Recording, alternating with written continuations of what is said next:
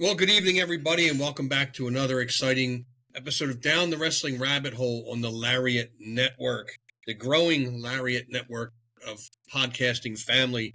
I'm, of course, your host, one half of this tandem, Howard Meat Sweats Morgan, and joining me, as always, is my faithful tag team partner, the original chick magnet, Mozart Fontaine. Mozart, what's going on, buddy? How are you? I'm good. What's happening? I'm in the middle of dinner too, fans. Everybody gets to join me for yeah. We're not monetized here yet, Howard, but that's the goal, right? So tell your friends, Right. share us, Share. comment on us. If we can answer back, I think Howard's got some ability to maybe interact a little bit with some fans. If we can get something live, or even if we're taped, leave a comment. Yeah. Comment. Tell us how much you love us, how much you hate us. We don't have our sponsors yet, Howard, but Howard knows every week I've got a Bang energy drink and a Chef Robert Irvine protein bar. So that's kind of like my go-to Tuesday night recording session dinner. Welcome, everybody. So it is, as we're recording, it is December 16th, about 11 days away, 9 days away from Christmas. If my math is right, but my math hasn't been mathing real good lately. It's more than math. Right. Mozart, as I like to do, I like to throw out some trivia sometimes. Got a couple of tidbits here for you. December 16th, 1940. December 16th, 1940. Happened in Chicago, Illinois. Chicago, Illinois. Not non-wrestling related, by the way. But it happened. It did happen in Chicago, Illinois. I have no idea. Joe Louis knocks out Al McCoy in the 6th round in a heavyweight boxing title bout in Chicago, Illinois. Wow. Yes, that's awesome. And in December 16th, just want to make sure I got the fact right. December 16th, 1971. Music related. December 16th, 1971. Music related. 1971. I don't think anybody died in 71. That was, well, I'm sure they did, but I don't think anybody did. It wasn't a death. It was more of a song release. I'll give you that. Song release in 71. Wow. A very long song release. Long song release? Well, it wasn't 13 minutes of Inagata-Davida because that was in the 60s. I don't know. I got to start doing my homework too because I know you're going to test me. Don McLean's American Pie at 8 minutes plus was released. 71, huh? Wow. And on this date, Mozart, I don't have the year, so forgive me, but an absolute legend was born today. A legend that you know very, very well was born on December 16th. And again, I don't know the year. December 16th? Well, yep. Is it heavyweight Sean Royal's birthday? It is the heavyweight Sean Royal. I know that. Yeah. Yeah. Happy birthday, heavyweight. Keep up with happy birthday, Sean. I usually keep up on the boy's birthday, like especially with social media because it'll tell you. Well, how do you think I found out? It popped up on my Facebook. And for a long time though, the only way, when I was working shows a lot less, we would text through our phone every now and again, but a lot of that interaction came through Messenger and liking posts or Messenger or your feed by liking posts or keeping in contact. So as dangerous and poisonous as social media can be, it's if you use it responsibly, it's a pretty cool tool to keep in contact with your people across the country. He's not across the country, but he's about 5 or 6 hours away from me. Yeah, probably 5.5, something like that. But tonight we're going down a rabbit hole. I guess a working title, and Steve, our producer, the magic that he does, we'll rename the title. But the working title is Business and BS, Mozart. And before we start, I want to say this isn't something that's earth shattering. This isn't a deep piece of investigative journalism that we normally bring to use good people here on the Lariat Network. And it definitely isn't pretending that wrestling was ever honest.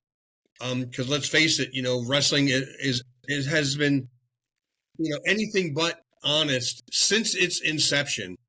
Um, and I was doing some research. Yes, I did a little research. I know we pride ourselves on not preparing, but I needed to prepare just a teeny bit. So I took like 5, 6 minutes and I did a quick, Google kind of thing.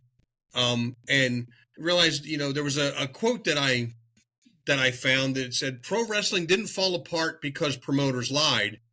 It existed because they lied. And tonight we'll talk about lies, business lies, whether they're good, bad, or indifferent, and we'll kind of get into that as we dig a little deeper. But we have to understand that the first early wrestling promoters were pretty much tagged as the bad guy. I'm going all the way back to the carnies that were at the carnivals and the fairs. Um, they lied about their fighters. They lied about injuries. The same thing we see today. They lie about who's tough, and I'm not saying that those guys weren't tough back then, that there weren't real, as we call them shooters now. They were hookers then. Who was dangerous and who was not. And again, there was a lot of dangerous men in the carnival circuit, and they tagged it with that this guy is so dangerous. If you buy a ticket tonight for a dime, a quarter, whatever the prices were going for in the turn of the century, you might just see a man die. And it Mozart, for the most part, it worked. The lie that the early promoters told did a lot of things. The lie, protected the magic that, we want to believe in pro wrestling. The lie, kept the promoters' lights on, kept the ability to move around the country and do the thing that they do. And more importantly, the lie fed the boys. The lie is what put money in the boys' pocket. But somewhere, the lie kind of changed. And this is kind of where I want to dig and get your thoughts on, Mozart, on why we still do some of the things we do. Because somewhere along the way, the lie changed and they stopped lying to us and stopped saying that this is real, and kind of went like the route of, well, trust me when I tell you the attendance is what it is. Trust me when I tell you why this guy was fired. Trust me, that no matter how bad the angle is, that this was always the plan. And, me, and I think a majority of wrestling fans, we trusted the promoters over and over and over again. Not because, we're dumb, not because we're naive or stupid or anything, but I think because, deep down, I wanted to believe the lie. I wanted to believe that the attendance was up, that everything that the promoter was telling me was true. So tonight, it's not asking who lied, but we're asking why lying became the business model, and why every time the truth kind of gets out, like we've seen over the last couple of weeks, the promoters just shrug and say, yeah, but you bought a ticket, right? I mean, that's their end game, right? Is to get me to buy the ticket. So I kind of want to start, early, again, on the carnivals, and progress a little bit as far as we can into the what we're doing modern day lie. The carnivals, Mozart. I mean, lying was pretty much a part of the business back then, was it not? It was accepted. Well, it's that's the root of pro wrestling is a con. So whether it was con in the local um, you know worker to no, I should say worker because that's I'm not talking about wrestling. Your local everyday Joe to spend some money and which guy were they going to quote unquote mark Mm-hmm. which is where the term came from to say okay he's our guy we're gonna that's our mark and you even hear that in that translates over into like spy talk too like they'll have a mark there's somebody that they're trying to work there's somebody that they're trying there's targets in spying and there's marks and sometimes they can be one and the same sometimes they're two different people or the asset you're generally working with like you're getting intel from so we don't really use that term in pro wrestling but I mean that's how widespread the term mark is you can have a mark because I need to work something out of that. You're getting a mutual exchange of information with an asset. You're working with that person. The mark, you're just working that person. I want something out of them. They don't know that I want that. I'm gonna get that information. So I think that's a basic like description. But so in terms of lying, like it's not looked, that kind of stuff isn't looked at like lying in the business because it's understood. Like we're going to tell you that we're going to inflate this person's win-loss record. We're going to inflate you know how many wins they have via submission, like things like that. Um, and it was easy to do back then because there was no continuity. You couldn't go Right. and buy a magazine. You couldn't jump on the internet. It was all done through newspaper and local media.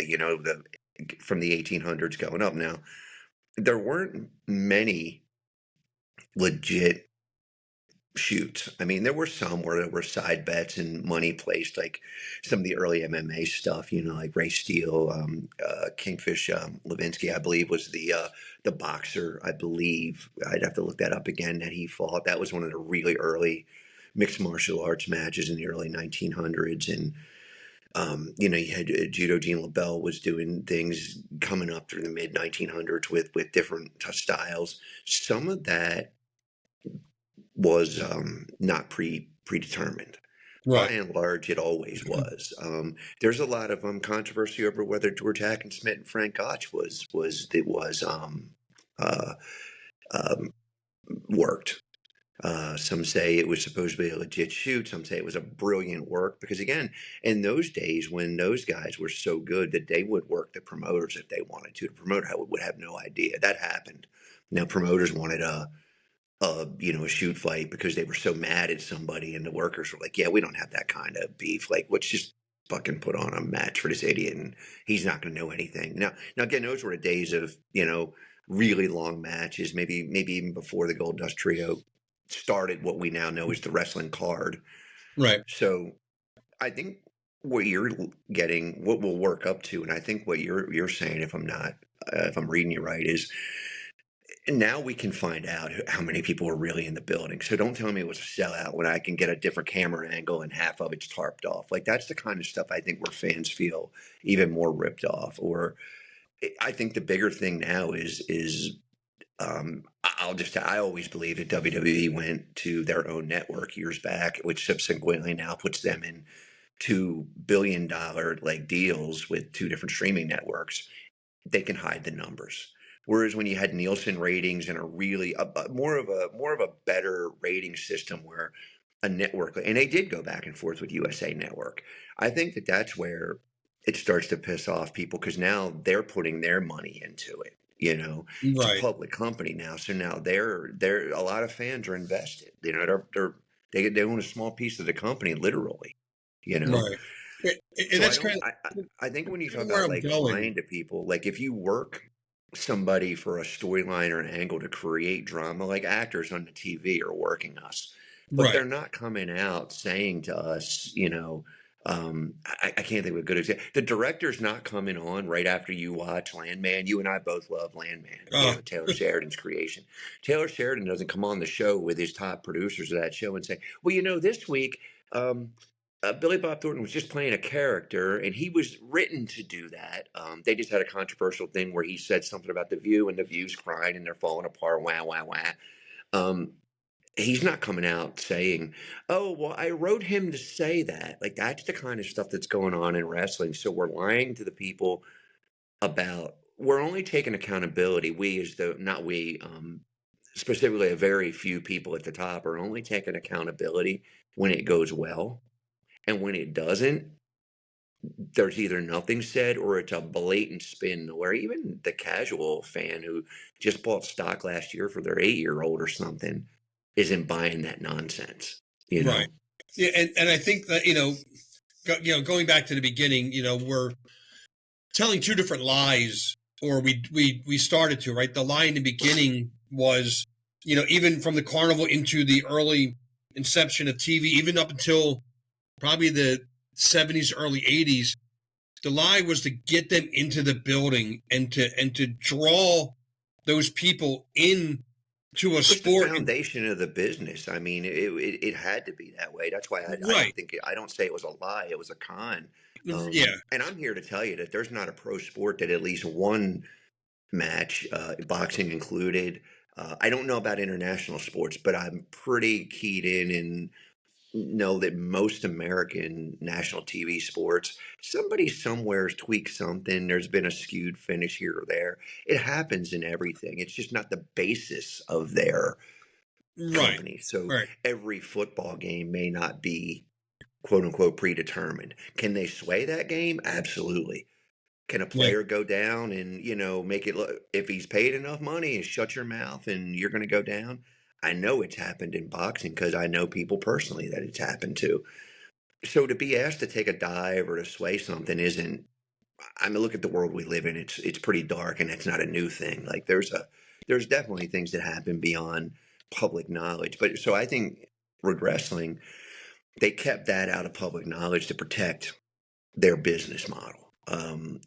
And to create stars because I don't know. I mean, let's just call it like it is, man. Maybe everything is a complete and utter shoot in the aspect of not being predetermined. Well, that creates a chaotic environment that the promoters can't control because some uncharismatic goofball from a farm field in the Midwest might clean up on everybody. He might be that good of a wrestler, of a catch as catch hen guy or whatever art he studies. Maybe he's studied sambo or jiu-jitsu, judo, all of which have a lot of similarities, by the way, to catch. But Right. there's just subtle differences in where it's cultural. It's like language. It's like dialect. There's different dialects of Spanish. There's different dialects of English. It's just different dialects of grappling. You know. Right. And let's just say somebody like that cleans up, but they can't make a dime with a guy because he looks like crap. He's dirty. He doesn't take a shower. He works his fields. There's no money in him other than the fact that he's just beat everybody.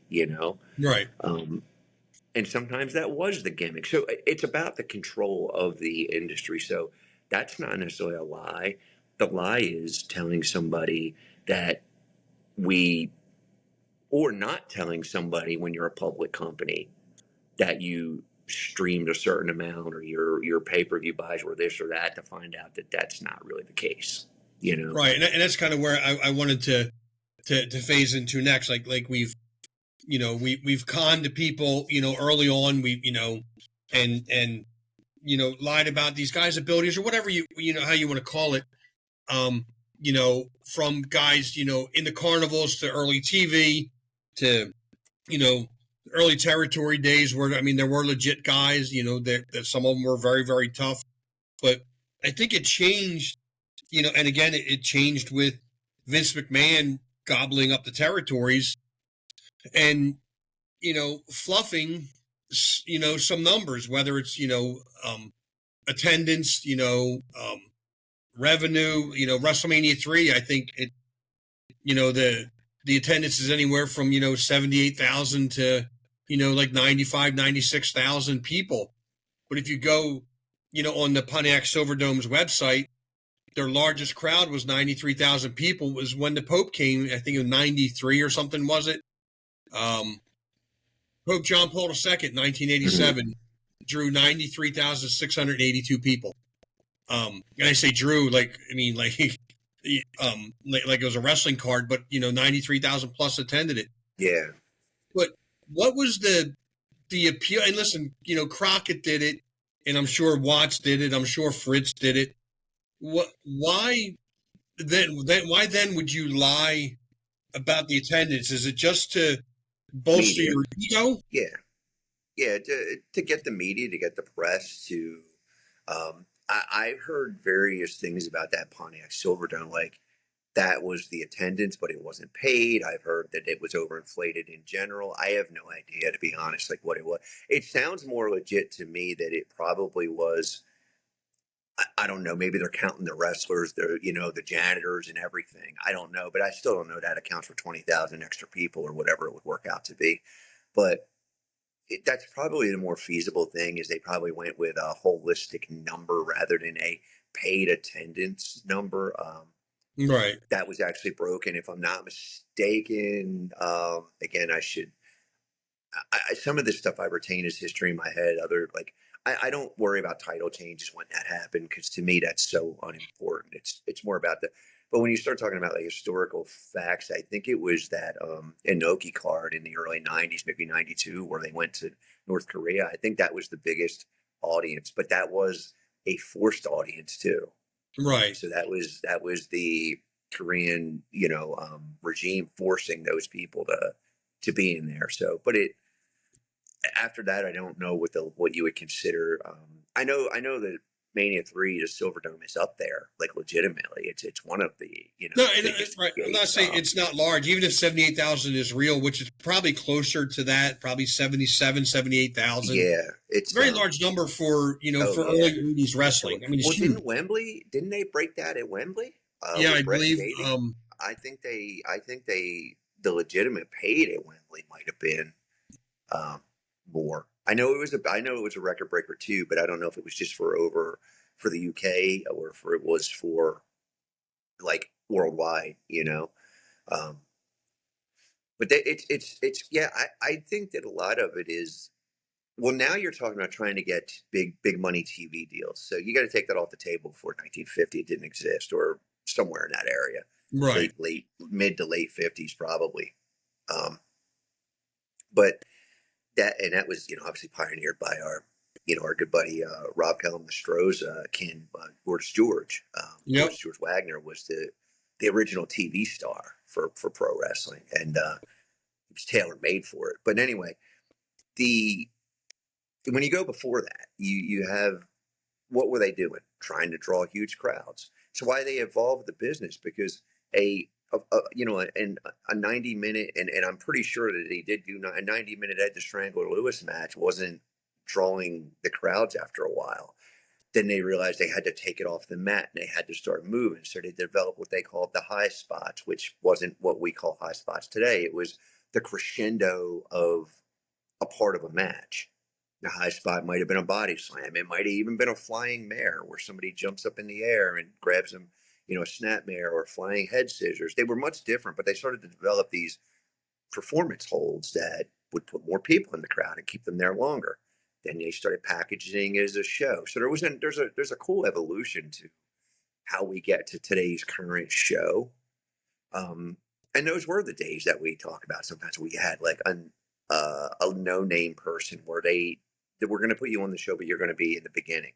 I mean, that doesn't fly today because if you put somebody in the beginning that you don't know, the only reason you could do that, but you'd want that to be a red hot match. They're not there because they can't. The real reason they're there is because they can light it up, Right. and that's a great place to highlight a new talent. Like, oh my God, like did you see that kid? And you did two things. You got somebody out there that could get the crowd hot. Then you also potentially started creating somebody that you could make into a bit of a star for your area, your promotion. Right. So I have the official, you Okay. know, the official attendance, according to the Pontiac Silverdome for WrestleMania 3 was like 78,235 or whatever it was. Okay. The WWE is saying no, there was 93,170 people there. So, Yeah. I mean, it's 15,000 people more than what I they're. mean, could you potentially in those days have that type of variance with the box office and maybe somebody was a little careless and maybe I mean WWE would see the receipts, maybe I don't know why they would do that other than some type of I like just don't ego know. I mean, stroking. yeah, like 78,000 is a lot anyway. It was Yeah, already a pretty much a big like I don't know why you would randomly just stick 18 onto that. Just say it was 100 even. Like I don't know that anybody sat down and was like, well, if we give this random number like 93,421 and a half people or whatever it was. It right. wasn't half, but like in other words, what's the incentive to make up 18,000 extra rather than 20 or 15 or 12 or like to me there's got to be a real reason for that discrepancy. I my gut tells me that maybe there's that it's real, but there's a reason. Like there's something that Silverdome isn't recognizing that WWE did. Right. Maybe they comped in 15,000 because Silverdome, I would think, is looking at their receipt. But I tell you what, nobody counts a dollar down to the penny more than a wrestling promoter or a bar owner, as I say, because their wrestling and music is all the same industry, you know. Right. So if basically my case is you would think that both entities would know like what the exact number is, you know, like is Silverdome, you know, it was management mad because maybe they didn't make money off 93,000 people as terms of gate. Right. Gate money was WWE comping in celebrities and stars, and I don't know, but it still doesn't account for 18,000, that weird number. So something about that, I'd have to do more research on that, and that might be something to go down a rabbit hole on in and of itself. Why that discrepancy? Like, right? Right. Like, why? Who's got the real receipt? Because somebody does. Like, somebody would have Somebody knows the that. real number for sure. Yeah, you know, and But I you're wouldn't even be comfortable venturing oh, it's probably somewhere in between guess. We know right. at minimum it was what Silverdome says it was. That's what I would take as a standard. Right. And at Um, max, it's going to be what, because WWE's not going to undersell what they right. had. Right. So at max, it will be the 93 number. Right. So now into getting back to your show in Korea. Mm-hmm. That And it was wasn't my actually show. Hell, dude, have you ever heard the story of the guys who went there oh and yeah. No, didn't think they were coming home? I mean, Flair yeah, included. They didn't think that it got pretty shady.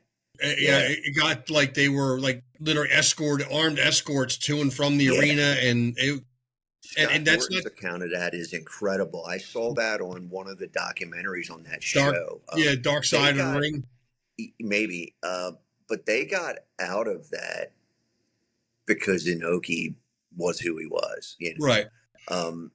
And that's the only reason they were in the country too, you know. Yeah, but it was a 2-day event, April 28th and 29th, 1995, and the total attendance was 165,000 people. So you're like 84,000, 82,000 people a night. I mean, Mm-hmm. pretty healthy crowd in South Korea Well, to considering sustain for they 2 were nights. there under threat of death, but and they were for real, like no Yeah, joke, yeah. you know. I mean, It's about the only but way you'd get me to an AEW or WWE card in the crowd these days. You know, I'd go yeah, visit friends, but it had to be under yeah, threat of death.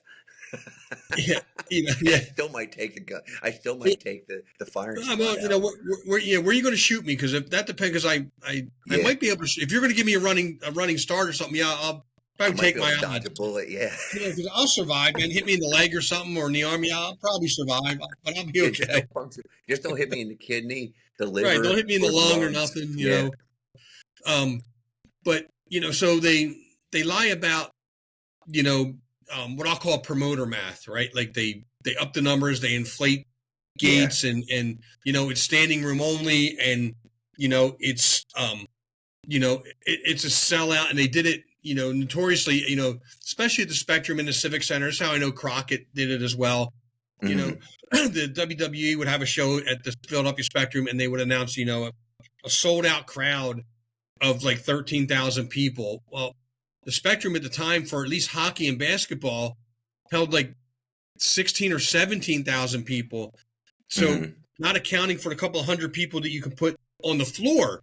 So if round number 17,000, you're not a sellout at 12,000, but because you're not recognizing that upper tier that you tarped off as seats.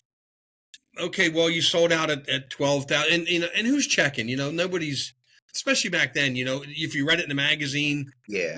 And crowds I were would, bigger back then, though. Like if you, I think it was a thing for a while, like when the TV explosion happened in the late '90s.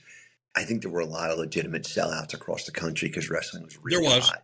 yes, But again, it's configuration of the arena. So and Jim, my mentor, knew this really well. He could tell you what like most of the arenas in the country held. I think he legitimately had those numbers for years. Like what most of the major, especially I know, especially with East Coast, like Northeast, what those arenas held at their max configuration.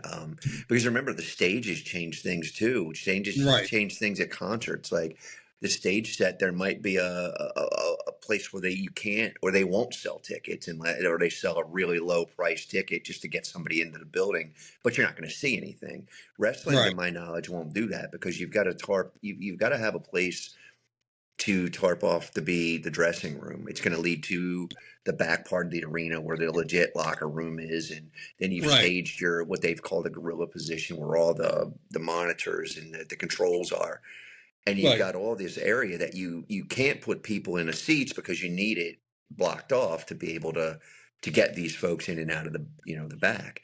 Right. Um, but I can't remember, like, I don't know enough about arenas to know like exactly like their max capacity versus, well, if we have a basketball game, what's it going to hold versus some other event, ice, skating or a wrestling show.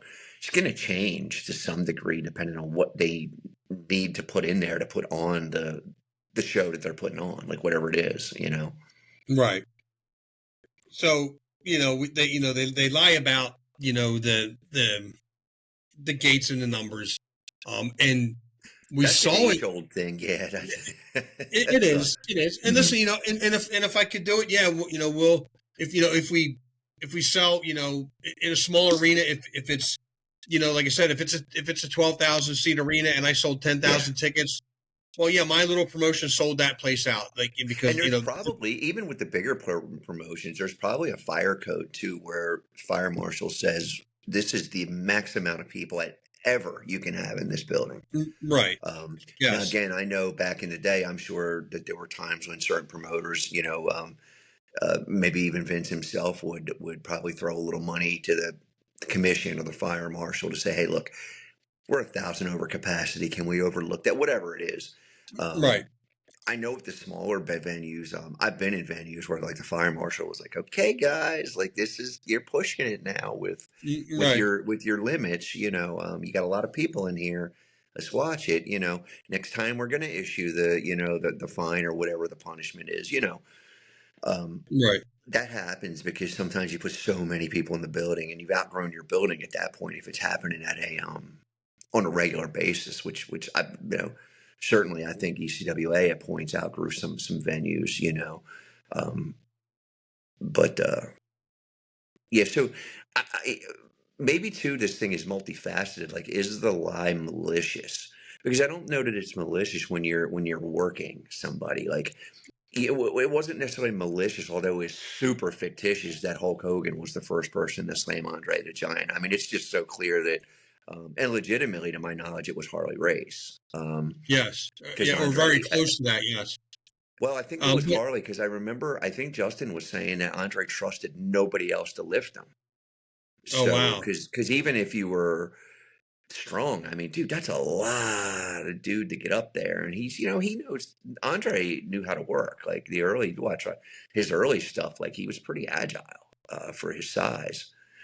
But I mean, dude, are you going to trust somebody like especially when he was in the shape he was and the size he was when Hulk did it? So he probably did have to put a lot of trust in him. Like, I don't want this dude dropping me on my head because that's what's going to happen, if he can't lift him, you know? right. So and and I get it,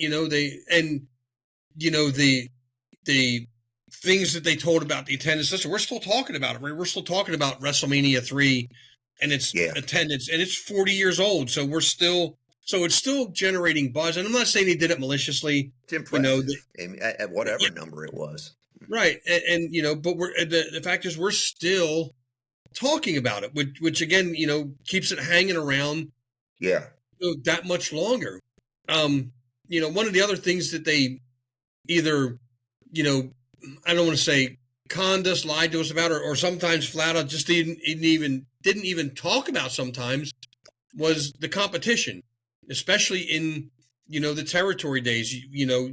The NWA didn't recognize the WWF, or even though there was talent going every which way. Like you never heard of somebody coming in that was a champion somewhere else. They were coming into the territory, and just the flat out denial of one, that there's nobody else, and two, we are the best promotion in the area, ever, and which I leads would me to argue question. though that that started with Vince. I don't think that the NWA and the AWA, I think they cross promoted a lot. If business called for it, I think they were okay with that. Like I do remember early times where, the AWA world champion would be mentioned on an NWA syndicated show because they were going to come into the territory, or NWA world champion was going to the AWA to have a belt versus even the early WWF. Because you remember, Bob Backlund had a couple matches with Dusty. With I don't think Dusty. Dusty was the champ at the time, but there was some champ versus champ stuff. It was Harley, I think Harley and Bob. I think maybe um, there was definitely some champ versus champ, which, logic dictates, especially what we know today, what's probably going to be some type of draw, and they're going to mutually respect each other because then both promotions leave with the respect. And um, but I just don't think they went out of their way to promote it if it didn't benefit them. You know what I mean? If it was going to benefit Right. them, then I don't think there'd be any problem to say. Of course, they're going to say that their champion is the best in the world, and the NWA was structured a lot different than AWA because NWA was a bunch of legitimately separate companies that agreed to come under the banner of the National Wrestling Alliance for the benefit of everybody, and it worked for a short period of time. Um, AWA was more of just this is the company, and we are the American Wrestling Association, hence the name, like American Wrestling Association, and then the National Wrestling Alliance. It was a real alliance between, whatever company, what World Class Championship Wrestling, Portland, whatever the name of the company was legitimately part of the National Wrestling Alliance in the early days. Right. And I do stand corrected. Yeah, you are right. I believe it started with Vince Jr. because in 1980, WWF World Champion Bob Backlund defeated NWA World Heavyweight Champion Harley Race Yep. via disqualification when Race, in order to escape a Backlund sleeper hold, pulled the referee in the Backlund. So And that's a great way. I love that. That's logical booking, right? So remember, I've been talking about booking is subjective, but what's not subjective is making money. And you're not going to make money. Those two promotions weren't going to come together if they're like, oh, well, Bob's going to pin Harley shoulders down, middle of the ring clean, or vice versa. Somebody comes out looking bad. In this case, Harley being the great heel that he is, Bob being the awesome baby face he was, or I should say Harley was, but I still feel like Harley's with us sometimes. It doesn't feel like he's gone, and everybody comes out on top like they're supposed to. Yeah, Harley, there's people scowling and booing Harley, and it's probably in Bob's territory, It was, right? Madison Square Garden, is that what you said? Yes. Or no? Yeah, so it's No, Bob's Madison Square territory, Garden. so he's going to be the baby face, even if he wasn't going into it. He's going to be. Um, that's great booking. That's, see, the subjective part is how does Harley lose? Not, okay, we agree that in this scenario, he can't pin Bob unless we're looking to buy the promotion and now we're taking over. Because that's what would have happened in those days, right? Your Right. champion comes in, beats the hometown champion. Well, the hometown crowd's going to open their eyes a little bit and be like, ooh, this guy's better.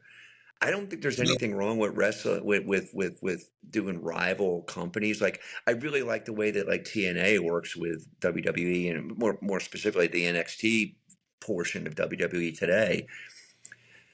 Because well, for the most part, it's mutually beneficial, but I think there's been some bad booking. It's like you can't have every TNA guy lose because he's in TNA. That doesn't do it the promotion or the talent any good, Right. It Nor can they diminishes walk the in talent. and yeah, nor can they walk in and wipe and clean house either. There's Right. creative ways, many different ways. This is where it's subjective, but what's not subjective is what needs to happen at the end. And there is an absolute right and wrong way to do it. The wrong way Right. would be to bring in, and it could go either way. We know it's not because we know who holds the money and the power in that situation, but it could go either way. if somebody was silly enough to say, Howard, every TNA guy that I'm going to bring in is going to pin clean, flat in the middle of the ring, just decimate our talent. That's stupid, because in other Yeah. why you've just killed your brand, your guys. But it doesn't do the TNA product any good if they come in and everybody gets beat either. Even if they have a great showing, because all it Right. tells you is that, oh, they had a great showing, poor them. Somebody Yeah. somewhere's got to pull off the victory. There's got to be something. There's got to Um, be an upset of yeah. sorts. hmm But getting back to Or that Backlund Harley the race simple match. way, the simple way to fix that too is have your own, like Smoky Mountain did it. Like you Yeah. bring in your champions and just have your championship defended on a bigger stage, puts more eyes on it. That way the promotions aren't really rivaled against each other. You're showing a working relationship. Hey, we're going to have the TNA X Division title defended on Monday Night Raw. I don't know. They may have done that. I'm not in the loop enough, but that would be something that might put some eyes on the product without hurting either promotion, you know? Right. It's not going But to hurt that WWE that they give them 8 minutes, probably to have a hell of a lot better 8 minute segment match that they would have if they put somebody else in that spot. You know, right. But back to that Backlund Harley race match. yeah. I did just a teeny bit more research in Madison Square Garden. hmm Again, Backlund's backyard for all intents and purposes. That was it looked like, for everything that I just read, was a title versus title match. So every fan that bought a ticket that night thought somebody was walking out with two titles. Somebody was going to Yeah. be WWF and the NWA heavyweight champion when the night was over. And that's the expectation, either Backlund or Race, and I I'm don't think sure. they ever did one of those where it wasn't. It was always title versus title, because otherwise, what's the point?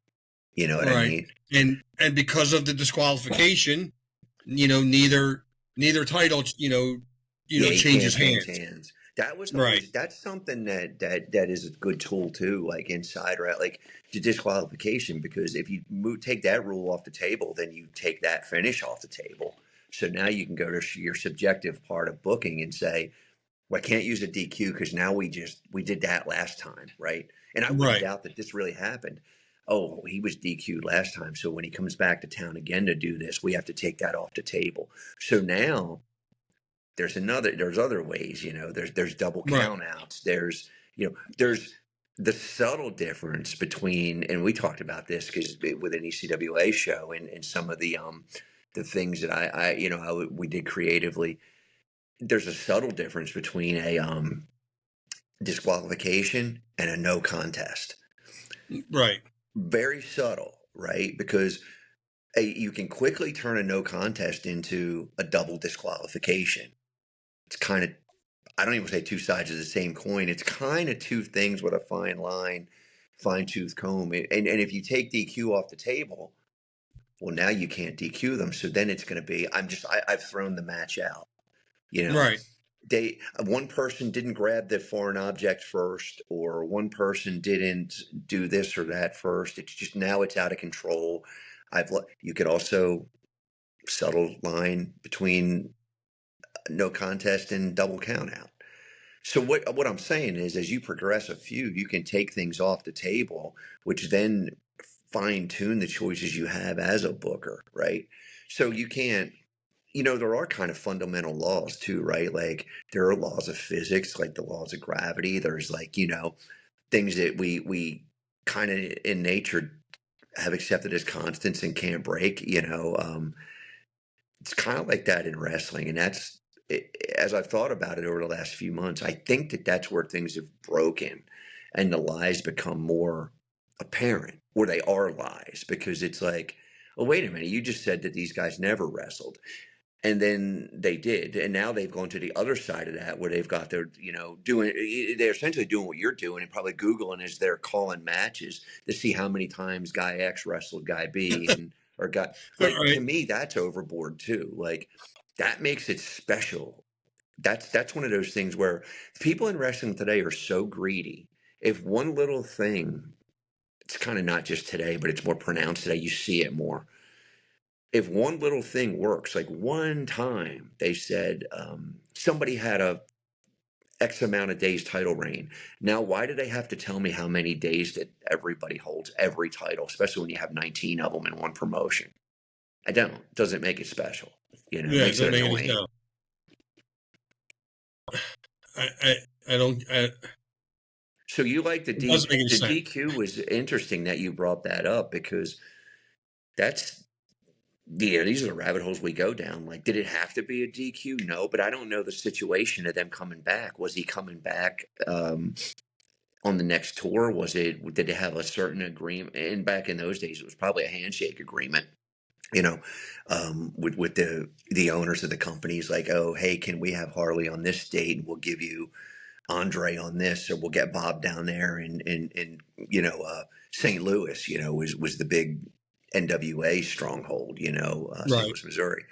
We'll get him down to the Keel, and we'll have a match down there. We'll do something. Now Bob was going to be a baby face, so I doubt Bob's getting DQ'd unless he does something very crafty. Again, this is the subjective part of wrestling. You could DQ Bob, but it's not going to be the same. Harley just grabbed the referee because that's what a heel will do, right? Right. So even if he never pulled him into Bob or whatever happened, he still touched the referee. That's grounds for disqualification.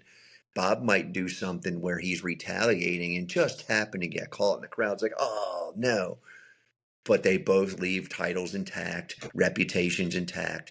That's where the con and the control kind of needs to happen. You know what I mean? Right. Like, Yeah. that's where those gentlemen were so good at what they did that you didn't question whether or not it was is the old Johnny Valentine adage, like, I might not be able to convince you wrestling's real, but I'll convince you I'm real. You know, Right. Yeah. a lot of guys had that mentality. Now Johnny just happened to be a hard hitting, bad dude. So he was no nonsense. He wasn't a lot of fluff. He wasn't any fluff, but you can have those type of personas today, but the problem, I hate to say this, but the problem between the guys who would try to pull that off today and Johnny Valentine is they ain't half as tough in the real world as Johnny is. So again, you No. can't take or Johnny was, you can't take a guy who's a pastry chef outside of wrestling and, you know, um, make him a fireman in wrestling. You know what I mean? Like, it's Right. got to be in there. It's got to be in their nature. Like, if somebody told me I was going to be a fireman, I'd be like, "No, you probably should hire my brother because I can train him to wrestle, and he's a real fireman." And that's not anything I identify with. I respect first responders, but as a person, it's not something I identify with. Sometimes I think that we've been down this road before, that to be in wrestling, I think there's this common, and it used to be this way. You had to be tough. As one of my Yeah. trainers told me, Absolutely had to. you were either an ex-con or an athlete, right? And kind of got to get into wrestling, right?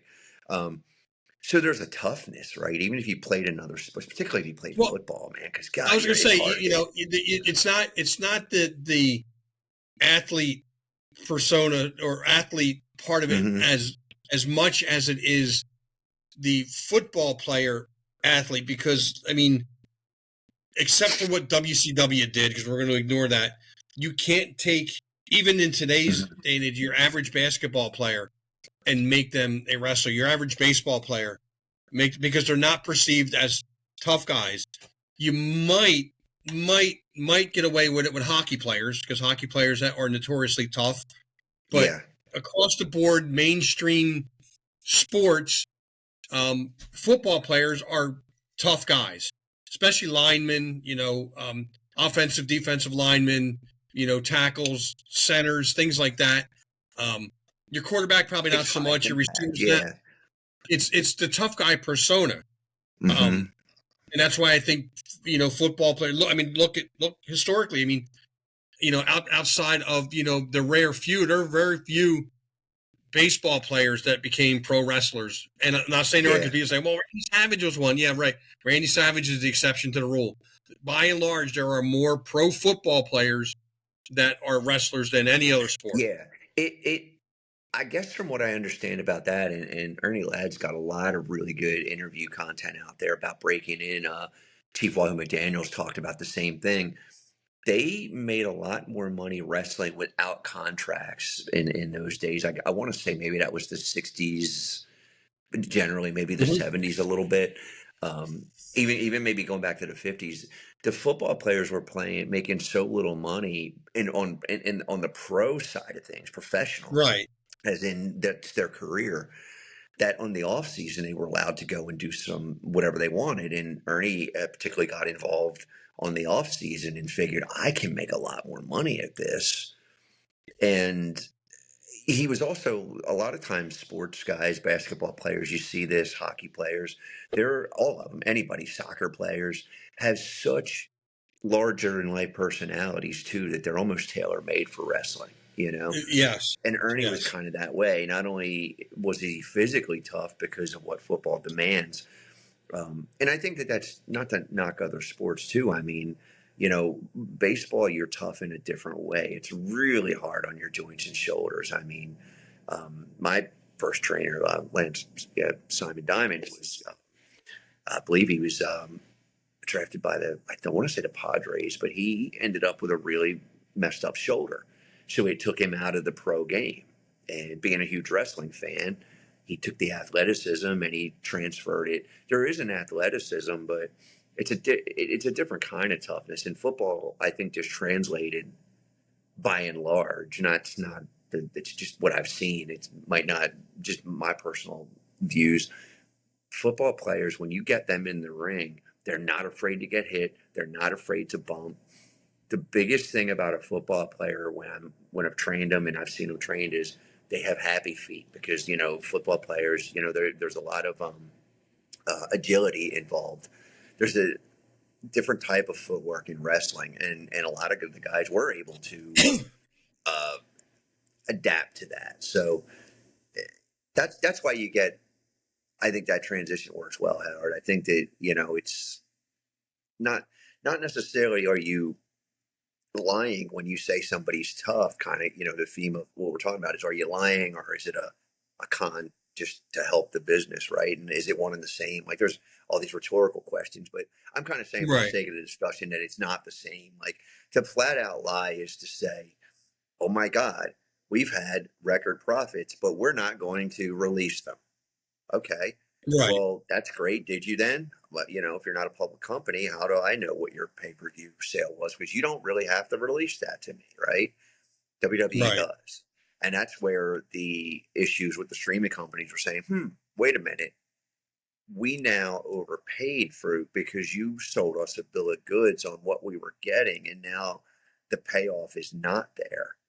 So now you got strife between the streaming companies and the wrestling content provider. Um, and I'll be honest with you, I don't feel bad for the wrestling company because they screwed themselves. That's arrogance to think that you're going to be able to fool people who put billions of dollars into your product. Man, again, this is like it'd be like proverbially lending to your local loan shark and thinking that he's going to forget the exact amount you lent him. You know what I mean? He's coming for the Right. money, right? He would Right. send Rocky if you're in Philadelphia. He'd send Sylvester Stallone's Rocky character to come collect from you. They're not going to forget what they paid for that product. And if they're not seeing the returns and no hope of returns on it, because that's how abysmal some of the streams have been. And I think more importantly, social media is biting them in the butt because the backlash from the fans is, hey, we're not booing heels because they're heels. We're booing because they suck. We're booing because your Right. storyline is stupid. I don't care that you say it's subjective. And then I've even seen some stuff flat out where the fans are being insulted. Like, oh, well, they don't understand time honored traditions. They don't need to. What they see is terrible and they're not wrong because the booking decisions are bad. Um, Right. So, so it's getting back subjective. to If it's subjective, then take the heat for it being bad, like you take the accolade for it being good. right. And you know how you do So that? You say nothing. You just shut your mouth. You don't do a bunch of press conferences trying to cover up why it happened and the fans don't know. You just move on and you fix it. right. So you're getting back to I'm Simon a Diamond and soapbox. This is right where Steve's going to put my soapbox up, Howard. Let him give him a minute. right. Yeah. He's gonna have that graphic where you on a Oh, soapbox. I love the Um, graphic. Yeah. but getting back to Simon Diamond, playing baseball, it was with the San Diego Padres, and it was in hmm 1986. Yeah. And for those fans out there that listen to this podcast that are also baseball fans, um, that is the same 1986 San Diego Padres roster that had Goose Gossage on as their pitcher, Hmm. Tony Gwynn, Craig Nettles, Steve Garvey, Gary Templeton, um, Kevin McReynolds. All these all stars played for the Padres. Just to give you an idea of what kind of athlete we're talking about. When we bring up Simon Diamond, and even just athletes in general, when we talk about pro wrestling, is these guys are elite athletes. Um, you know, they are found another avenue or what Yeah. have you. He was a But tough guy, though. He would bounce at our local bars back in the late '90s, and he bartended. He would like bartend slash bounce, and you even though you're not necessarily getting into these knock 'em throw down fist fights, like he was really good. He's really good with people. He's very diplomatic, but there's an aura about him, an air about him, rather an aura and an air that's like you're probably going to want him to be diplomatic with you rather than get physical with you. So I watched him a couple of times talk people out of the establishments, and um, that's a toughness that you can't teach either. well, and I'm not putting myself in the same category as Simon Diamond at all, but for close to 3 years, I bounced at a gentleman's club in Gloucester City. Did you bounce there, And Howard? Or when you say bounce, were you bouncing on the gentleman's club, the ladies, no, or no, just I was, bouncing? Oh, okay. we were a classy joint. I was called a doorman. Like I worked the Keep it door. clean. We Keep weren't, it clean. we, Mrs. Morgan's in the background, and there's probably some roast we, beef in the we, crock pot. Keep it clean. we weren't bouncers then. We were doormen. Oh, And it was black dress pants. It was the tuxedo yeah. shirt with the chick magnet bow tie on. Oh, I could have done And that. I would have hid behind you. right. And our whole philosophy was just talk them out of the building. Just Yeah, get them outside, because once you get them outside, you can close the door and you yeah, can keep them from coming back in, because you never really yeah. wanted to start something. First of all, you don't know how many people are there with them, to Yeah, start something. So you always want to let them go outside first. Yeah, I'll follow you, dude. And as soon as they clear that door, man, just close it, and you can even lock it for a minute. They'll give up and they'll walk away. But I made good money at it. hmm, But it was long hours, and I had a day job. Like I would literally work my day yeah, job 7 to 3, and then Monday, Wednesday, Friday, and Saturday I would go to the club and work 7 at night to 2 in the morning, yeah. and it Well, it was you're a rough. big guy. You're a big guy and imposing too. So, does somebody really want to fight? Yeah, there's going to be people that but that what you just described was a really psychological thing that it isn't that foreign to wrestling. Like you used a psychological operation, if you will, to get these people out because the goal isn't to get into a fist fight. It's to get them No, it's out, not. to keep the patrons safe, to honestly even keep them safe. Because again, you've heard me offline with my 30-second rule. Most guys who think they're badass street fighters have about 30 seconds before they're gassed and blown up. It's by Right. and large what I've seen for I don't know, over 30 years now. Not that I personally have been involved in auction, but just when I watch them and I take note about what's happening, they ain't got much in the tank. They're not No, athletes. They're you're just not drunk dudes conditioned to out of do it. no, no. And if anybody's ever boxed and, go down to your local kickboxing or boxing gym and tell them you want to run through a 3-round process, or go to your local, I don't even want to say jujitsu, but go to your local wrestling gym and have them run you through three. You got to be an athlete to be able to do that kind of thing. Right. And the thing is with the psychologically, you're just trying to get them out of the building. They look at you and psychologically, they're not going to look at a smaller guy and be like, oh, that's when they're going to want to test and they're going to want to, there's greater chances they're going to want to test more. Now, again, Ken, I've seen a lot of, let's just not say the tallest guys or the biggest guys be very effective in those situations. But there's a rare confidence that they have to be able to do that. And they have to be sure of their skill set too. Um, Right. but I think that's a great thing to compare because when you talk about being a doorman, a bouncer, a cooler, or anything like that, there's a psychological aspect to getting them out, just like there's a psychological aspect to bringing the crowd along for the ride in any Right. type of entertainment form. I've been to see many music shows, and if you do the set list right, whether you're a cover act or you've got your own songs and kind of where they fit in the set list. I mean, it can be really effective or they can bomb at that point in the set, you know. Psychological. You have to Right. know the room, as Stroh would always say. Right. Right. So, and not that we're winding down and it's ending in the next couple of minutes, but kind of bringing it full circle, because I did promise producer Steve I try to keep it to an hour and a half, and we're right about at the hour mark.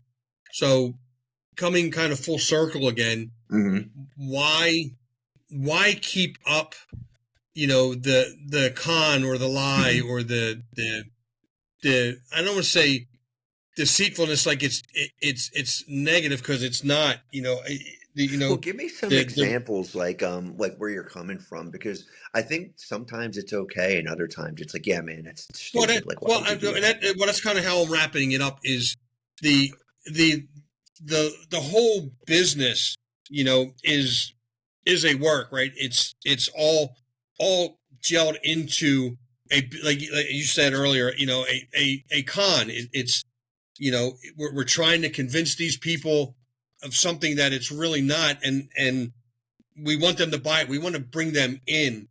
So but I think with today's technology, today's information superhighway that we have, it gets harder to do. But what I think promoters need to do is take a step back and kind of, I know we say we can't put the genie back in the bottle or whatever, but start to put that veil back up a little bit and stop, Triple H, Tony Khan, all of these mainstream promoters, stop telling me what's going to happen. Stop telling me you're going to push this guy, or this guy's going, next year's, was That's going the to be part that his I year. can't figure out. That's not time honored stuff. That's actually killing It's your not. own business and killing.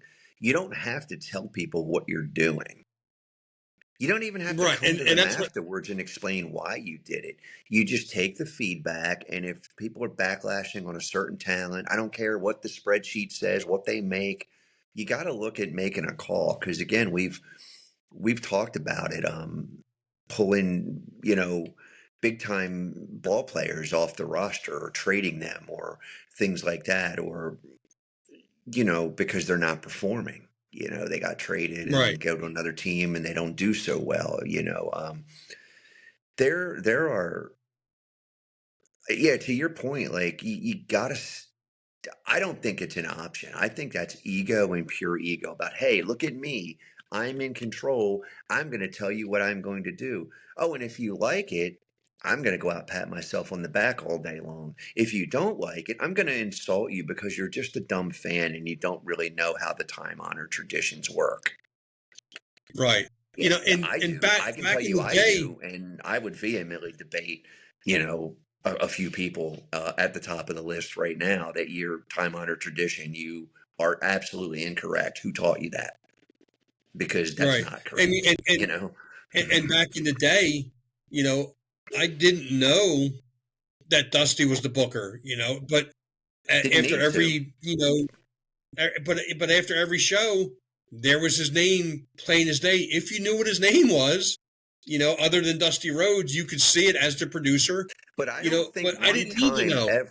ever, do you remember one time ever on TV that he was ever even referred to as the matchmaker? No. I think it was George or Sandy Scott at one point. They would bring him, oh, there's the matchmaker for this territory. And Jimmy Cornette Well, would there was the sometimes be matchmaker or referred the to as a promoter, matchmaker. or right. Yeah, Yes, but it's one and but the they were, same. Like they just didn't tell, like the matchmaker's the booker, It's not but like, right, yeah, but he want that Sandy Scott wasn't an active wrestler not at the time, on the no. roster. He's respected, yeah. Not at that Hmm. time he wasn't. So it was okay, and I kind of knew that Fritz was kind of running wrestling in Texas, but to me, that was, the father of the Von Well, Erichs and it was David. I think it was. Am I going to get his name? God, why is it David slipping my Manning. mind? David Manning. But it was on Yes. Fritz's. Fritz might give him an outline and say, "Here's what I'd like. Right. Go book it, make it Right. happen." I But to want your my boys to be feuding with so and so by the end of the year, and this is how I want it to be. There's a general. You can have a general outline, right? And not be the head right. booker. Like, I mean, Bill Watts brought in a couple guys. He brought in Eddie, a lot of guys. He had Ernie Ladd at one point. He had hot stuff Eddie Gilbert. You had guys that were booking, but if they weren't doing what the owner wanted, then they got moved along. They got fired, or they ran their course. Right.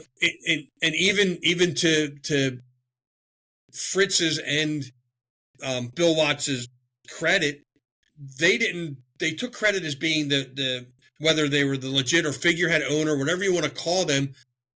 But when it came time to make the matches, I believe they'd always say, well, I have to take it back to the matchmaker, to the promoter, to whatever, our legal department, our contract people. Like, there were people we never saw that Yeah. put these matches that in the world of wrestling, put these matches together, and it worked all the way up till really the last couple of years, Because it was when kind of presented as a sport, and that's what we've lost now. Like, you can't, yes, as a sport, you as a champion, and I'm sure they did this at some point, because it would be it would be an example of very logical booking.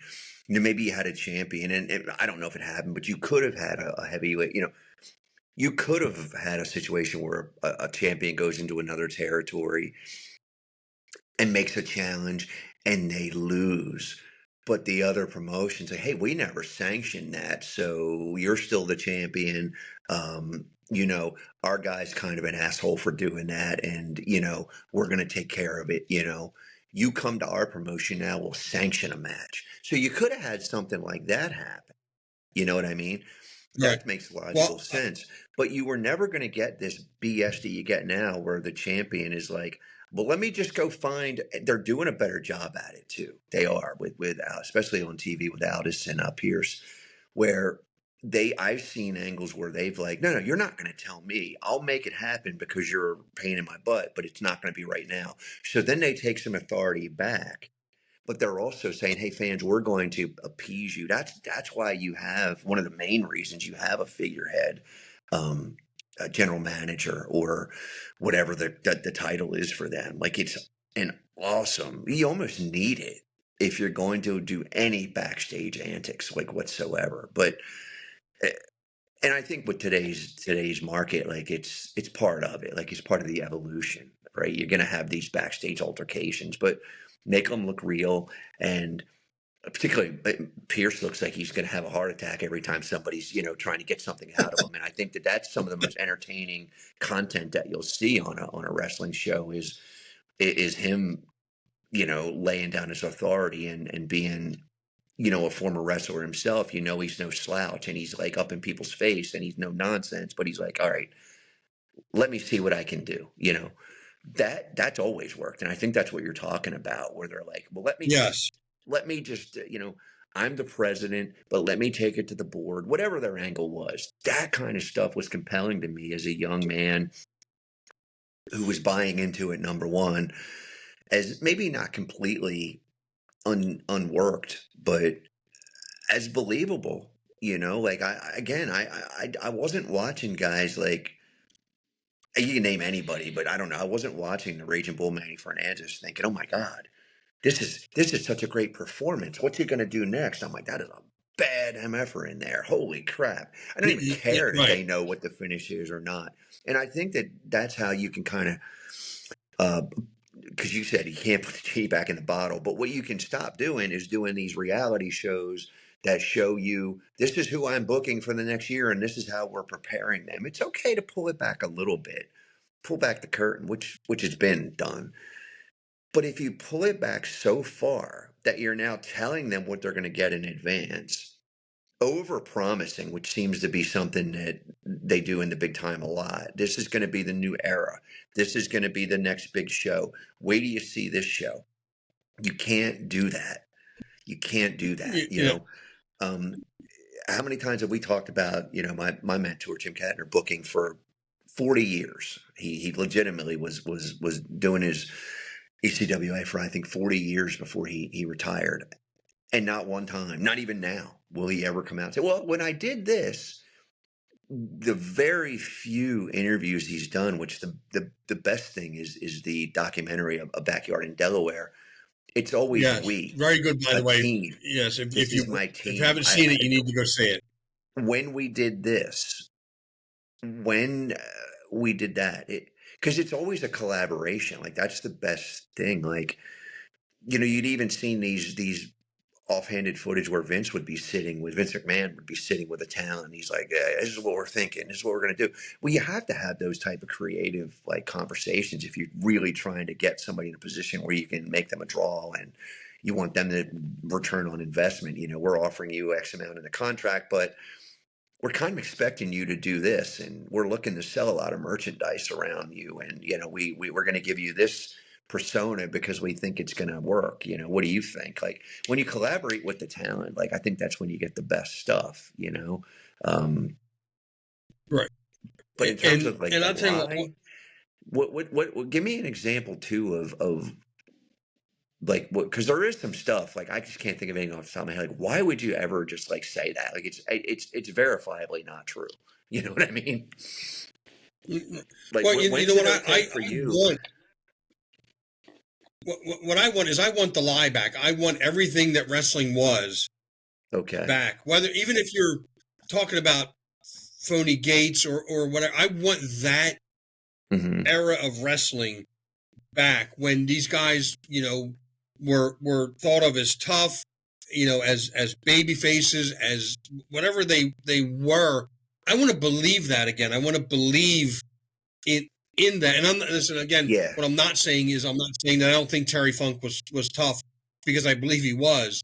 But I want to believe that Probably more Ivan crazy than Koloff, who anything. right. I want to believe Ivan Koloff, who's actually Canadian by birth, was a Russian. I want to believe Nikita Koloff, who was born and raised in Minnesota, was a Russian. Those are lies that I want back. I want to believe in that Well, that's a con. era of wrestling. I'm going to But separate yeah, it that's a con, because that's not lying to, how can I put this?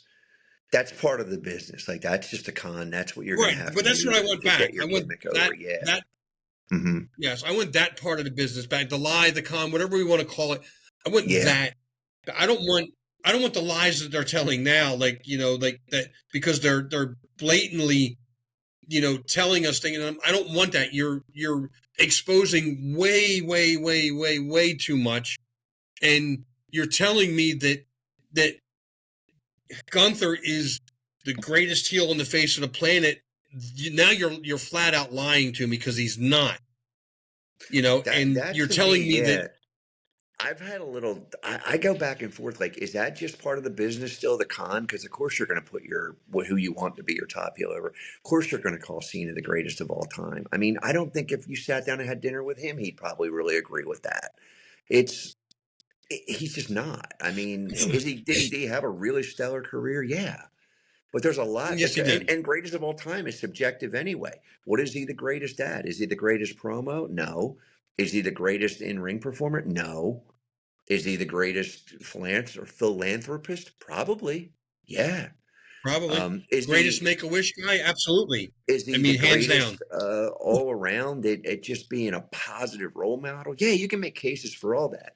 But when you're making unsubstantiated claims to try to erase history, that's kind of where I start to get between the fine line of a con and a lie. Like, don't lie to me, man, because I've been, especially the kids. You could work the kids that don't know any better, but you can't really. It's marketing anyway. It's just marketing 101. It's like Hall of Fame now is unfortunately, you don't really get in for what you accomplish. You get in because it's marketing. No, Who's what town are we in? Who did we cut a Legends deal with this year? There's more around it than just like, because if that's the case, and that again, that's the same thing with music. There are so many artists that are in the Rock and Roll Hall of Fame who have no business in the Rock and Roll Hall of Fame. maybe arguably in Right. any music hall of fame, but not in the Rock and Roll Hall of Fame, not even close. Um, and then there's No. artists that trailblazed and sold millions of records and concerts that aren't in there yet. Well, I can't call it legitimate, you know. Any of my music friends know that I am not a guy who knows every Deep Purple song. I know the catalog well enough to know the errors and what they did. But before they were in the Rock and Roll Hall of Fame, I'm like, then it's not real because they influenced way too many Right. people. It would be akin to going back to Elvis's generation and saying the king of rock and roll's not in there. Well, then you just don't have a Hall of Fame. It's simple as that. So when Right. you don't Right. put Yeah. certain wrestlers in, when you don't put certain wrestlers in, like was there a Hall of Fame before Bruno? I don't know. You know, yeah, and Right. again, well, Bruno didn't want to be in there. Well, and first of all, do you blame him for some of the nonsense that they were doing and pulling? No, but again, that's why these things are so subjective, and there's no real criteria for greatest. Who's the greatest guitar Right. player in the world? If you ask 10 people, they're going to tell you 10 different names. But so when you Right. definitively come out and say this person is the greatest of all time, when clearly you look at the career span, quality of matches doesn't match what you were getting from some of the previous generations. So that's a disqualifier right there to me. So again, lie, con, like where does it cross the line? Like, is that just marketing? Like, hey man, just suspend your disbelief, and this is the greatest of all time right now. We're going to sell a lot of shirts that say "goat" on them. Okay, I get Right. that. Right. Or I can't even begin to imagine how many the last time is now T-shirts that they sold over the last year with with his retirement tour. Like, I mean, it was all just a money grabbing, money Yeah. making scam is what it was. Because as it got closer, a couple of things happened that I noticed. They, of course, the 16 or 17 time world champion that he was, whatever, Hmm. and even that's debatable because maybe we'll go down another rabbit hole on that. But he hasn't held the world title the most. And maybe we'll do a rabbit hole on that so we can educate some people.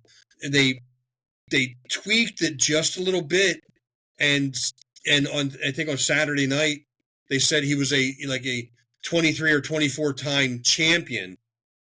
Well, that's stretching it because yes, he did hold the Intercontinental, the U.S. That I don't know if he's tag team champion or Yeah, not. I So he's can. held multiple titles. So they Yeah, that's again not. they tweaked their number to get it Yeah. where So they needed it I to can get. clarify like right now that that's going too far because whenever you hear chat about how many titles Flair held, that's only world titles. If you added up all the titles that Flair held, God, he's probably in the Right, hundreds, right? Jerry the King Lawler, same right. way. That's what I'm saying. So you can't add Right, everybody's number and call them. You could do it if you could legitimately find the historical background and research it just for context, but that's over exaggerating that. And what that tells the crowd, who now remember Howard is much smarter and can be more well researched than you and I were as kids in the 70s and 80s, and even me, right, even pre-internet, early 90s. Now they can look up and probably find, AI is going to probably gather every bit of information off the internet in seconds and say, no, this is the amount of titles that they held. These are the documented, what we can find documented, right? So that kind of stuff bothers me too. Like, why do I need to hear somebody was a 400-day champion, a 300-day champion, a this or that, or a third? Because even the argument that the Flair detractors, I think the last time I counted, and it's been over a decade, Flair had like 22 or 23 title reigns that just for whatever reason, some of those weren't recognized, were obscure. The NWA didn't recognize. WCW was like, oh, that never happened, but it what's recognized and generally agreed upon is the 16 that he everybody agreed upon. So I guess that's why I'm assuming that's why they came to that number. But as far as the NWA titles, I can remember as a kid they were completely legit title runs with a legit number up until like I think I had the magazine where he became like a 7 or 8 time world champion and how it was Luthez at 6 and Harley Race at a 7, I believe, and then a 7 or 8, depending. Even Harley's is skewed 7 or 8, and then Flair was supposedly had outdone the amount of times Harley was the champion. But the detractors will say Yeah, but he lost it that many times too.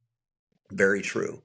Well, that's So, what Jesse Ventura says, is he lost it that many times. and that's kind of a heel thing to say too. I laughed when I read that clip from Jesse, but Right. it's kind of a heel thing to say, but it's also true. So if you're looking at it from greatest of all time, it's like, okay, well, maybe we should add up the amount of time. Like, what's more impressive, the amount of years Bruno held it versus, I think maybe two. I think it was two or three reigns over his entire. But the amount of time, years that he was recognized as the WWF World Champion, and excuse me, and you were, maybe they weren't traveling as much, but they were bringing in international talent, and he was going to Canada, and I believe they did do trips to Japan. So you can make a case that for the day, like it wasn't just a regional title anymore.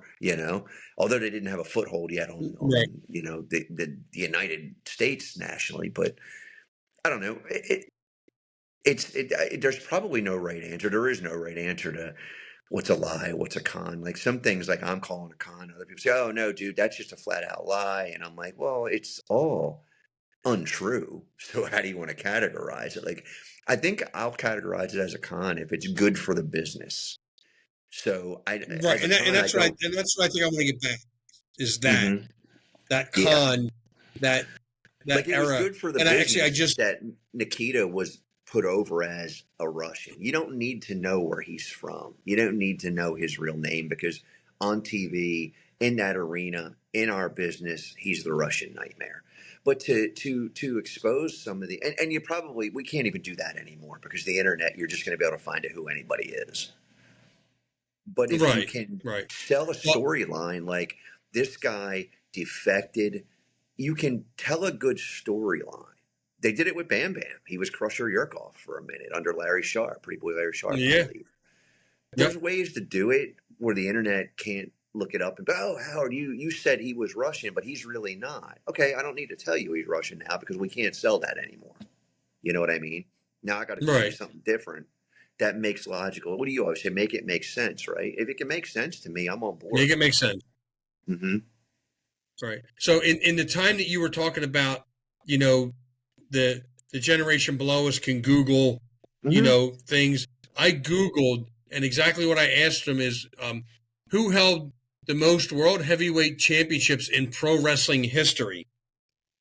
And the very first name that pops up with a little tiny goat next to it is Ric Flair. Yeah. And it says 16-time world champion, titles across NWA, WCW, WWF, WWE.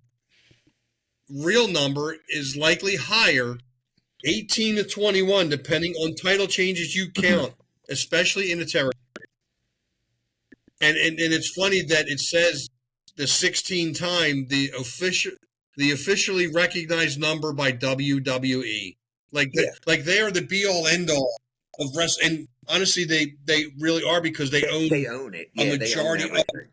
Yeah. They own all So those territories' histories now. That's the good and yes, bad thing is we now have a centralized place to find a history, but they own it, so that means they can rewrite it they too. can edit it. They can. Yeah. And it's funny because I always heard a saying, and I don't know where I heard it or who I heard it from first, was history was written by the victors. Oh So yeah, that's Vince an old McMahon saying. Yeah, won, right, that's won the yeah. wrestling war, and now he's getting to rewrite wrestling history, But the and other he'll tell interesting it thing is too any is way he what's just I'll make an argument like so seen as a 17 time. Yeah, one company. I mean, Flair was what you just named three that he was recognized in and he two wasn't truly iterations. he truly wasn't a world champ. How many times did he defend it outside the United States? Talking John Cena, strictly John Cena. It's I probably mean, just a handful of times that he may have, and I don't even know if that's right. But I know Ric Flair took that title around the world, to Australia, to Japan, yeah. to Germany. Like, he defended it everywhere. He was a true, WWF and that's why was yeah. They didn't do that as much they as even WCW did, and not even no, not with the heavyweight title. Like a few times, I think they did some European shows, and they did. They did. Japanese stuff. Maybe now they're doing more. They do more of it now, believe it or not, like because they have the Australian tour and things like that. I think there was a period maybe going through the 90s where they didn't really do overseas a lot. So it was a little bit questionable. Is it really a world title? You know what I mean? Like, uh, but even just putting Flair in that mix when he reinvigorated it, and then they got Bret Hart hot, and then it came out the Hart Michaels feud in the 90s. Even putting Flair, because you remember there was a whole other controversy with the NWA, the big gold heavyweight title, um, where for those who don't know, in those days you put down a substantial uh, bond, I guess you would call it, a deposit, because you literally carried the world title, and it kind of ensured that you weren't going to go to the rival company with that belt, represent yourself as the champion there, because it was still kind of a dangerous thing for companies. It was still enough was still in the bag that wasn't really a good look. Um, and Flair didn't get his deposit back, so he kept the belt, and he shows up on WWF TV, and there's Bobby Heenan holding the NWA World Heavyweight title / WCW. It was recognized that belt was used to recognize like both in a really controversial time in NWA's history there, but confusing time in NWA's history. And what's funny to me is Yes. that gave legitimacy then. Vince brilliantly used that to give legitimacy to the WWF world title, because now the real world champion is coming to town. But can he beat Right. our recognized world champion? Gave credibility, and then once he had to give the belt back, great booking. I'm sure somebody probably was like, hey, at some point they're going to get that belt back. What are we going to do? Well, we're going to get a replica and blur it out on TV, because now we're legally not allowed to show it. We're going to make that part of the angle. That's where wrestling, that's where reality crosses over a little bit, because it wasn't completely untrue. It's like you can't they've done whatever, they've settled with Flair or whatever the case was. They're threatening to sue. They can't use that intellectual property on somebody else's intellectual property. That's when that all makes sense to me. Like that's the part of the con that you're protecting your business, you're protecting your brand.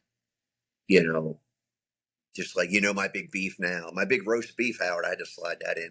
Was protecting finishes. Like you want to protect your brand, so that makes sense to me. But that's all reality based stuff too. Like that's not Right. why did so and so just pull up in a brand new Mercedes and get out of his car and I like, there are some things that they do now that I think are good. Like I like the UFC fight style arrivals at arenas. Like you're seeing guys walk in, you're seeing girls walk in. That brings some legitimacy to it. But there's also, if Right. you've noticed, a really homogenized thing where you're being told constantly every accolade they've ever had. This is the 37th time they've wrestled, and I don't make that special. Give me that in a big match. They don't. Yes. That's the new chair Yes. shot, is telling everybody how many times you've had the heavyweight title or the intercontinental title or the U.S. women's tag Walmart aisle 7 championship. Like these titles don't mean anything Right. after a while. Well, and I'm glad you said that, because maybe we'll wrap up with this. Is speaking of the titles not Steve. meaning anything.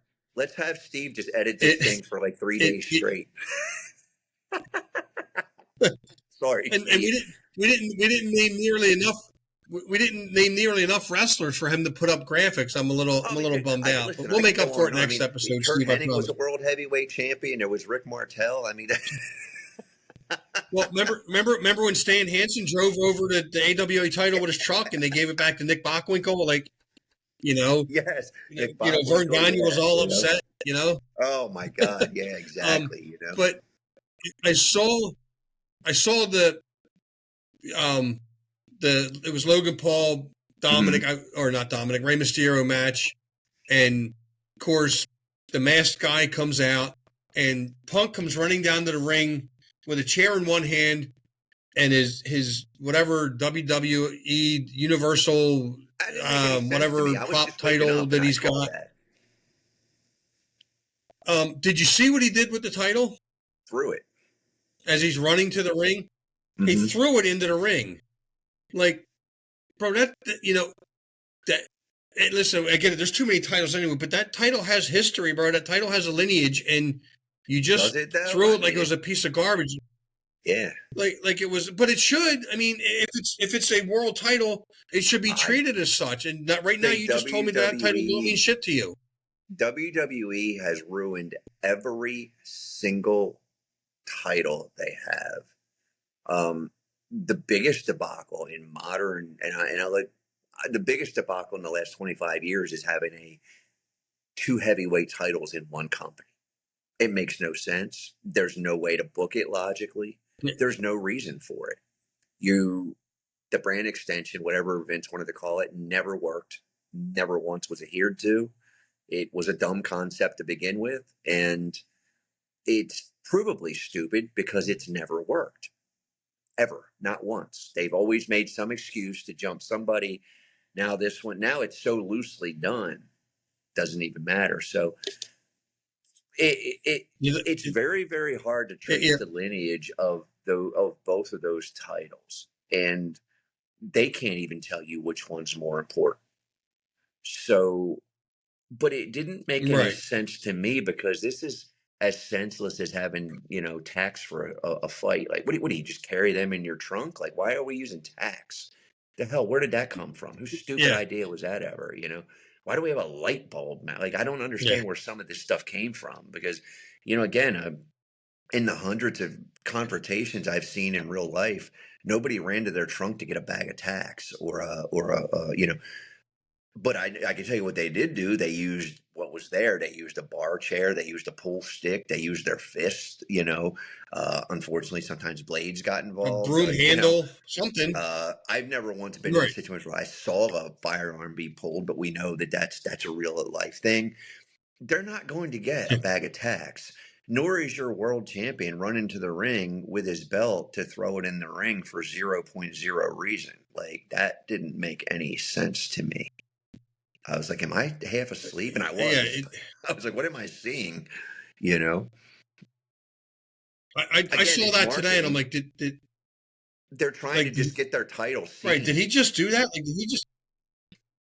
Right. But there's better ways to get your title. Listen, you wouldn't have dropped that. So what you're telling me is I'm coming out to save you from a crock pot, some roast beef. I'm not running out with the title belt that I don't even have. Well, here's what I picture happening, and I because it's WWE, I picture CM Punk sitting in the locker room, right? He's got his feet up, like he's enjoying. Loosely, I'll say enjoying the show because you really can't. Right. And oh my gosh, Rey Mysterio is getting attacked. Let me go help him. Now the chair, I grab. He goes up and he grabs the chair and he's headed out of the locker room. Oh, wait a minute. I forgot my title. Let me run back and grab my title too. And he picks that up and he runs out the door. And for with the chair in one hand and it's like.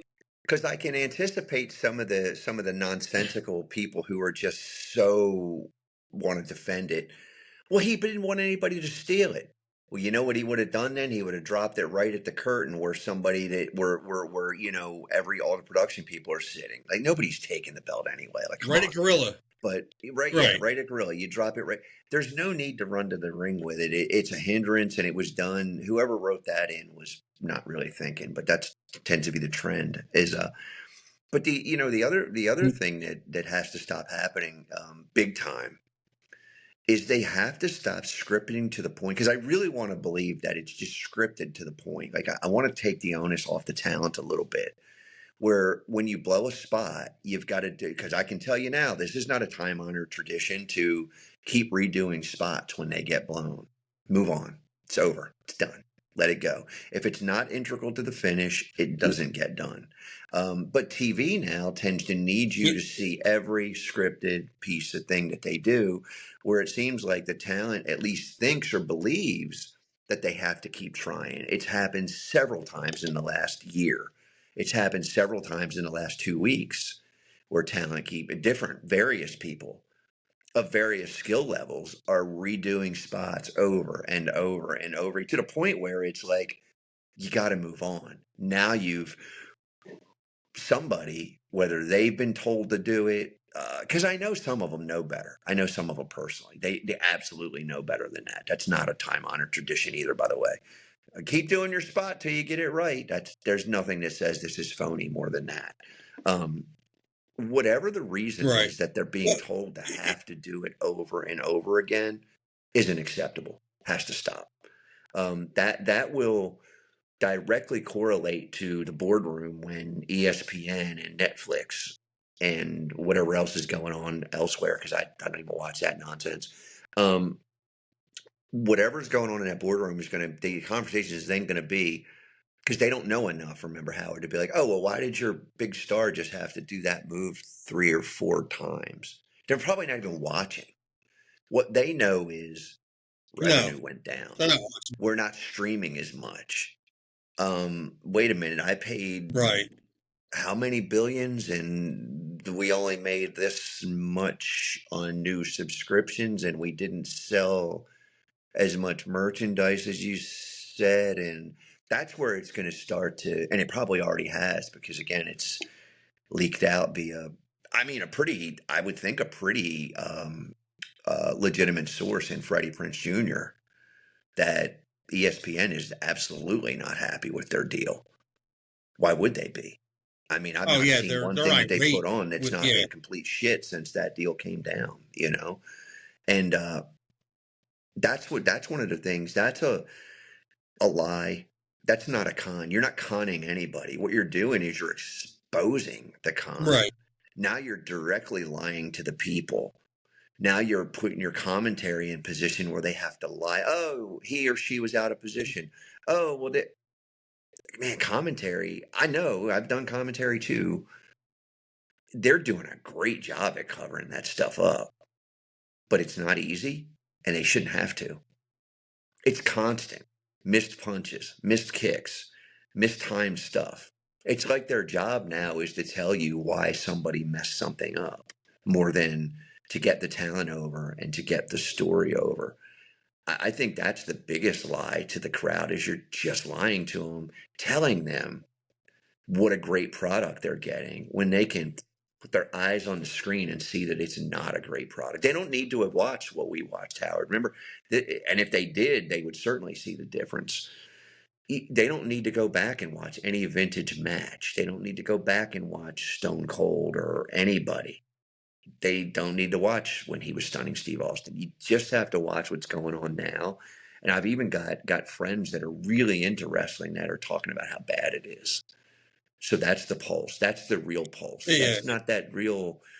And I know you had mentioned to me the other day as we wind this thing down, I was interested because every time I just randomly get a bunch of wrestling content just by algorithm.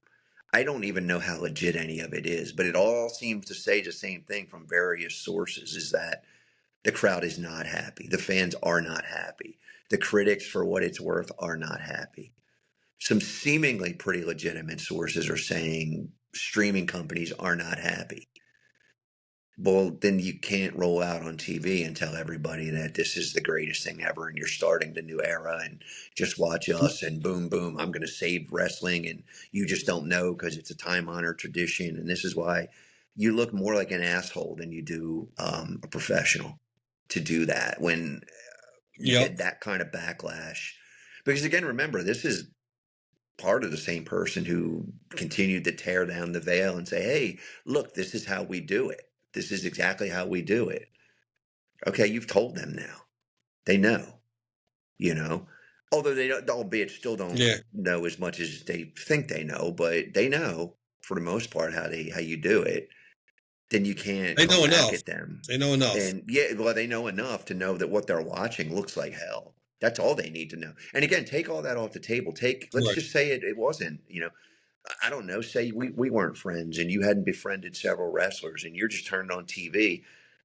You don't know anything other than what you've seen on TV. Is it good? Are you going to look at that and be like, no? You might, Yeah. and there's a difference too between I you looking at it and saying, "Hey, Mozart, I don't really resonate with today's product, but damn, those guys are good." There, you're looking at some stuff that's just not good. I mean, it's performances I and showed my no the phew. guy the guy I work with hasn't watched wrestling since. I mean, he Hmm. remembers Kamala and Andre the Giant and Oh, Hogan. he's way back. He Yeah, hasn't watched wrestling in like 20. Yeah, so I showed that's him 30 years, the. man. It was From about a almost. six Yeah, minute, six 6 minute like compilation of John Cena Gunther match, and he kind of knew John Cena from Peacemaker and all. He knew he was an yeah. actor. He didn't really know who Gunther was. So I Does gave him my phone. I anybody? said, "Man, I just mean, just watch. It's like 6 minutes, man. Just watch it." And he's watching it, and he's like, "What is this?" I'm like, "That's John Cena's retirement match." I said, "He's like, this is garbage." well, here's Coming the from a other guy who side of hasn't that. seen the product in 30 years. Let me go down another rabbit hole since you got me started. I saw this today by a critic, and I'm glad. And I don't know who it was. I don't know legitimacy. I don't care because they're right. Gunther retired nobody. It was already announced he was retiring. Goldberg was already announced. So if you're trying to convince a fan, the 8 to 10 year old wrestling fan, which is still probably a big key part of WWE's demographic in terms of merchandise, at least, that he retired these guys when you've announced it ahead of time. He didn't retire anybody. He Right. won in their last match. Like It was just their that's a last lie. match. That is not, Right. there's a great example. That's the example to end on. That is a lie. You're not conning anybody because it's not part of your storyline. It serves you no purpose. You'll make $0 off that guy. I can promise you that right now. I mean, he doesn't have the charisma, period.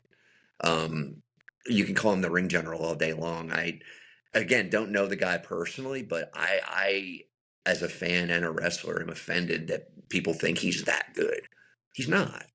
And again, maybe the nicest guy Would in the it have world. been I'd better? love I to mean, meet him and talk to him, but it's not. When I'm watching it from a right, pure performance standpoint, you've got AJ on the same card. I could go down a bunch of guys.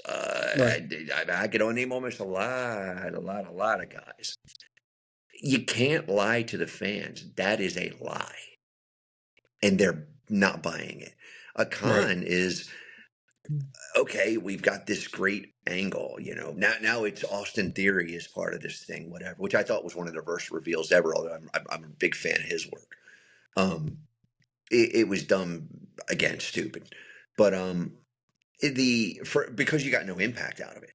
And if you think I'm wrong, go back and watch that again. I thought I was half asleep, and I watched the footage again today. They don't care. The crowd didn't care. It had zero No, impact. Um, the and that's what'll tell. That's what'll expose a lie a lot of times too, Howard. If you're watching a show and they're putting over something, but that crowd ain't moving, that's the real barometer. So um, I let me think ask that you the this, and maybe we'll close with this. If let's rewind back to the beginning of the year. mhm. They don't announce that John Cena is retiring. But let's say and I don't know what happened in January because I can't remember that far. I can't Um, remember the beginning of the week. you know, Wait, it was just he yesterday. he yeah, so John Hmm. Cena comes out and Yeah, says, that um, I'm doing whatever, and he makes the announcement, I'm not done, with the WWE until I lose, and you only book him maybe. I mean, what did he wrestle 10 or 12 times this year anyway? So I maybe you think he book him had eight 30. I think times, he said he had 36 and dates. I don't know how many times he wrestled, but I think he had like 36 dates for the year because he wanted to do a full on so 200-day schedule. I think it was I see that 36 that would have been too times. long then because I was thinking, do you have him wrestle like part time and with the disclaimer that when I'm beaten, however it is, then I'm done, and he rides out this year I until love it. I this didn't Saturday even night's think of main that. event where he I finally didn't loses. even, dude, I didn't even Like think of that. That is a brilliant way to do it. Because again, what are you getting?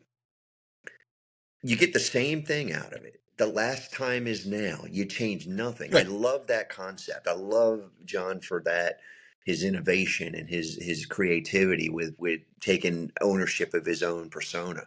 The last time is now. Don't change a thing. You just come out and say, "Hey, I'm winding down.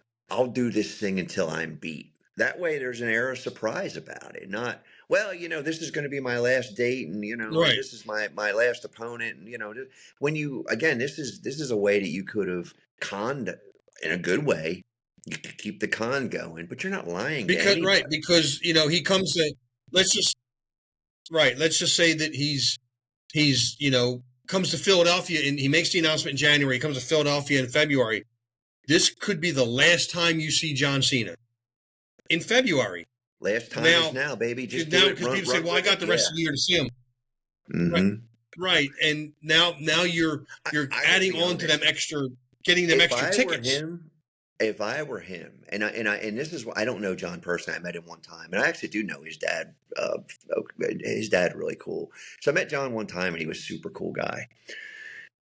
If I'm him, I would be so unhappy with that last run from a creative standpoint.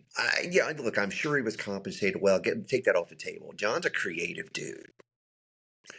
I would be so unhappy with everything. What you just said would have been money, and it would have been a more exciting ride for the fans.